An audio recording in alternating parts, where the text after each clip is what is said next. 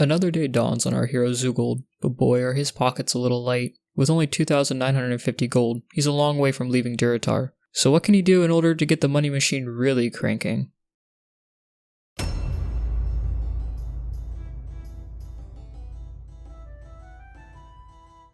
Well, for starters, Zulgold needs to get out of the level cap, which means getting above level 30.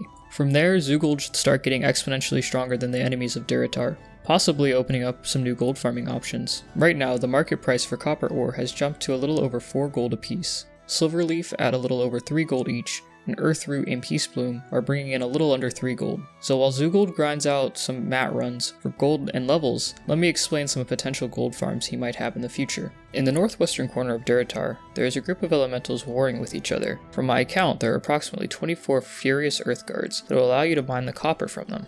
These elementals drop approximately the same amount of copper as the veins do, but are in a more compact region, possibly allowing for more copper per hour. Speaking of copper per hour, with the timer set, Zulgold was able to collect 398 copper ore in that time for about 1,709 gold per hour. When I timed this run, Zulgold was in the mid-20s for level, and what I did not know was that his flight form would get a permanent speed boost once reaching level 30. So Zulgold did another hour of mining only copper and was able to collect 551 copper, bringing his new total to 2,264 gold per hour. So what about herbs? Again, with the timer set, and this time at level 30, Zulgold collected 113 Earthroot, 156 Silverleaf, and 199 Peaceblooms. With the current market values, this means herbalism alone in Durotar will bring Zulgold about 1,497 gold per hour. Not as good as copper, but collecting herbs was faster since Zulgold didn't need to leave flight form. And if he aggroed any of the enemies nearby, he could just fly away until they reset, skipping the fighting sequence. Finally, the last test Zulgold needed to run was an hour of collecting copper and herbs at the same time. This run accumulated a staggering 3,111 gold, making almost 1,000 gold per hour increase. But is this really enough to get him that coveted WoW token? I think it's time we get creative.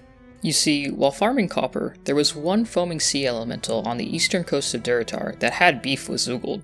Every time he would attack Zulgold when mining this one specific copper vein, and one time the elemental dropped an essence of water. I didn't think much about it at the time, but when I saw what it was selling for on the auction house, I knew what Zulgold needed to do. The essence of water is a crafting regent that can be used in enchanting, tailoring, blacksmithing, engineering, and leatherworking. So a pretty useful and potentially highly sought after item, right? Well, if you said yes, you'd be correct. Currently, Essence of Water is being sold on the auction house for a staggering 95 gold per essence. That's the most expensive item we've seen outside of transmogs. But there's one slight problem with farming the Essence of Water organically. It only has a 5 to 6% drop rate from the foaming sea elementals. And forget fishing it up, that's only a 0.01% drop rate. So is it really worth farming? I think so, especially if the teeming water guards in the northwest also have that 5 to 6% drop rate. I'm going to take a brief intermission here from the Goldbound adventure to remind you that I'll be streaming Zulgold's journey over on Twitch. Last episode, I said I would leave the link to my Twitch in the description, but what I didn't know is that you kinda have to be popular to do that. Apparently YouTube requires you to have a posting history, or you have to identify yourself to be able to post links. Currently I do not have a webcam, and if you've made it this far, I think it's pretty obvious that I'm just starting my YouTube journey.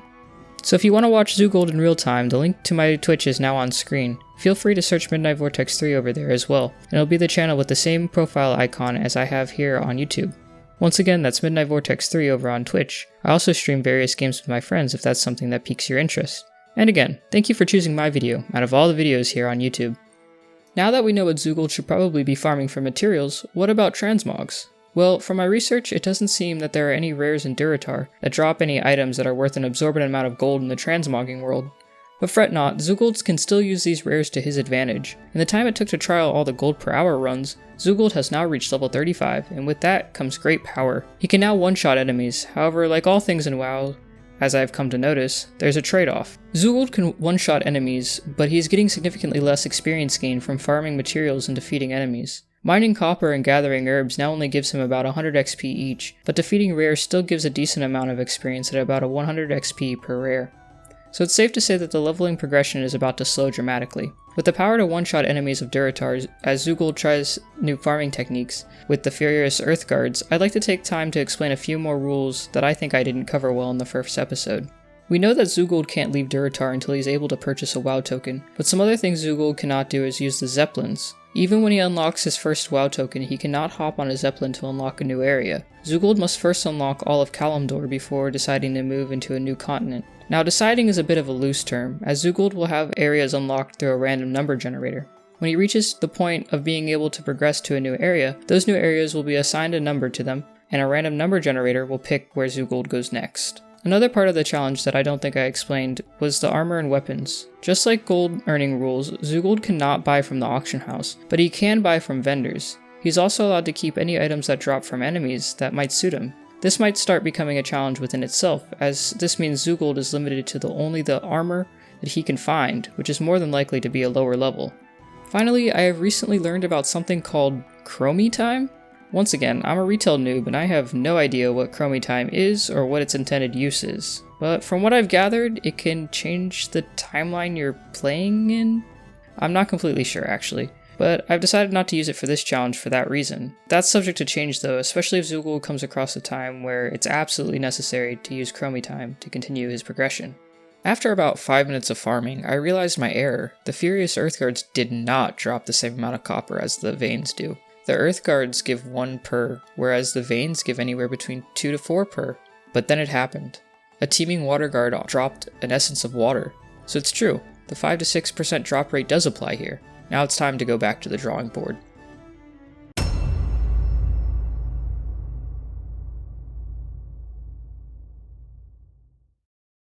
We now know that farming copper through Furious Earthguards is a no-go. It just doesn't yield enough, but the Teeming Water Guards do drop Essence of Water, along with some other valuable regents. But to farm the Teeming Water Guards, Zulgold is going to have to defeat the Furious Earthguards too, so he might as well grab the copper while he's at it.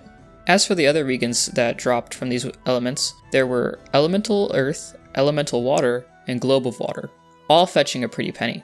I guess the new question is, does Zulgold add wiping out all the elementals for drops into his current rotation, or does he farm mining and herbalism separately from the elementals? I think both options have their benefits, and it won't make much of a difference. So moving forward, we know that Zulgold makes the most gold per hour by looping Durotar collecting both copper and herbs, and he will now stop off in the northwest corner and the eastern coastline to clear out all the elementals for their drops. You might be asking how many Essence of Water can Zulgold get in one loop. Well, I've never been good at math, but I'll give a crack at the statistics. With a 5 to 6% drop rate, we can assume that an Essence of Water will drop roughly every 20 elementals. As we previously discussed, there are approximately 24 Teeming Water Guards in the northwest corner, and 28 Foaming Sea Elements on the eastern coastline, so that means approximately 2 Essence of Water will drop per loop. Zulgold can complete a loop in roughly 30 minutes currently, so let's be generous and add another 10 minutes for clearing elementals, totaling to about 3 Essence of Water per hour. And at 95 gold each, that's nothing to scoff at. So, that was a lot, but it has been some time since Zulgold has posted all of his spoils on the auction house. Let's take a look at what's in the mailbox.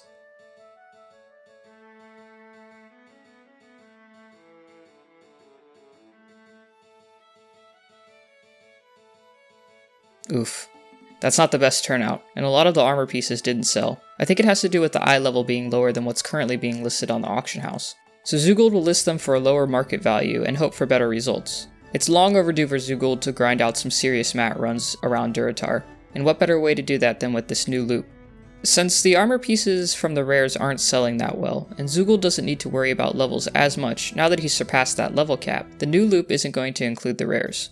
The only enemies that Zulgold is going to actively pursue are the elementals, but if rares like Deathflayer and the Quillbores are out and about, he might just stop to pick them off.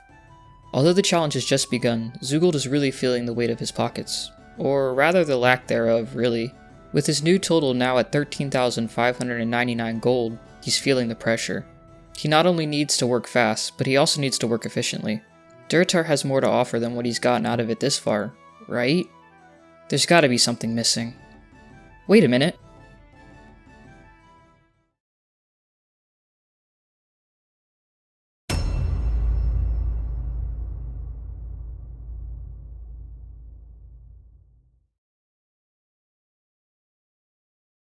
If you're enjoying where this series is going, drop a like and let me know. I know I'm having a blast making these videos and learning more about World of Warcraft retail. Feel free to leave suggestions about what you'd like to see in Zulgold's adventure, or even what you're enjoying about his adventure so far. If you haven't seen the first episode, be sure to check that one out too. I've said it before, and I'll say it again. Thank you for taking the time to watch through my video. It's greatly appreciated. And I hope to see y'all next week as Zulgold continues his journey in Durotar.